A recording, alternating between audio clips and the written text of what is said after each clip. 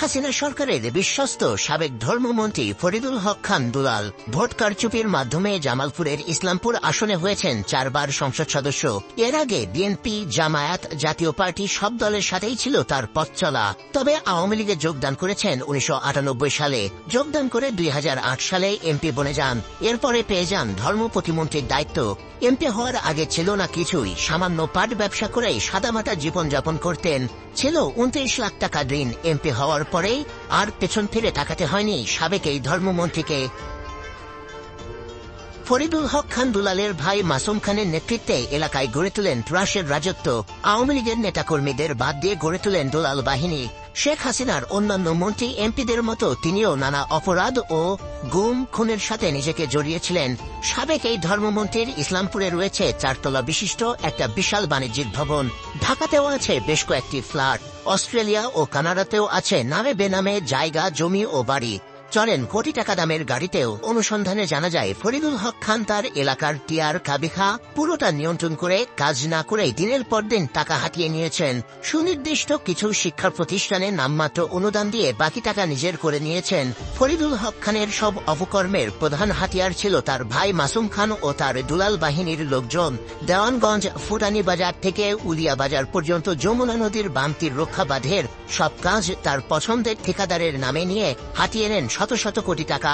এলাকায় এমপিও ভুক্তকরণের নামে 33টি শিক্ষা প্রতিষ্ঠানের প্রতিটি থেকে 10 থেকে 20 লাখ টাকা করে নেন।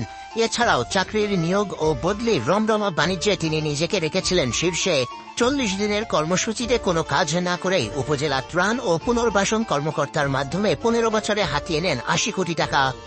ঘূর্ণিঝড়ে ক্ষতিগ্রস্তদের জন্য ত্রাণ তহবিল থেকে 4 কোটি 80 লাখ টাকা সহায়তা দেওয়ার কথা থাকলেও বেশিরভাগ টাকাই হরিলুট করেন সাবেক ধর্মমন্ত্রী ফরিদুল হক খান। ইউনিয়ন পরিষদের মনোনয়ন বাণিজ্যেও পিছিয়ে ছিলেন না তিনি। উপজেলার 12টি ইউনিয়নে ইউনিয়ন পরিষদের চেয়ারম্যান পদপ্রার্থীদের মধ্যে যারা 30 লাখ টাকার বেশি ঘুষ দিয়েছেন তাদেরকেই মনোনয়নে সুপারিশ করে মনোনয়ন নিশ্চিত করেন টিয়ার কাবিখা। অ্যাডজাস্টের নামে কুলি শত শত কোটি টাকা হাতায়। যমুনা নদী তীর রক্ষা বাঁধ পানি উন্নয়ন বোর্ড থেকে শত শত কোটি টাকার কাজ হয়েছে। এখানে মন কি পার্সেন্টেজ নিছে, মাসুম খান কাজ করছে।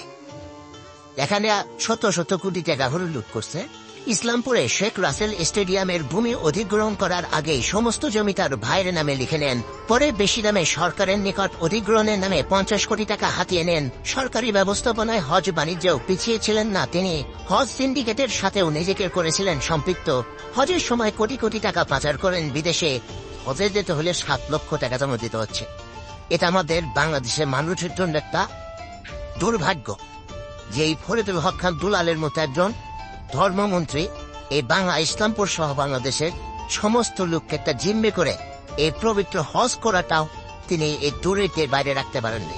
তার এই দুর্নীতি খতিয়ে দেখুক এবং তার দেশদ্রোহী কাজের জন্য তাকে রাষ্ট্রীয় দ্রোহী মামলা সামিল করা হোক এবং দুর্নীতিবাজ হিসেবে চিহ্নিত করা হোক। একসময় ঋণগ্রস্ত হয়েও 1000 কোটি টাকার মালিক সাবেক ধর্মমন্ত্রী ফরিদুল হক খান রয়েছেন আত্মগোপনে। যে কোনো সময় বিদেশ পালিয়ে যাওয়ার আপ্রাণ চেষ্টা চালিয়ে যাচ্ছেন। দুর্নীতিবাজ এই সাবেক ধর্মমন্ত্রী ফরিদুল হক খানকে দ্রুত গ্রেপ্তার করে সর্বোচ্চ শাস্তির দাবি জানিয়েছেন জামালপুরবাসী।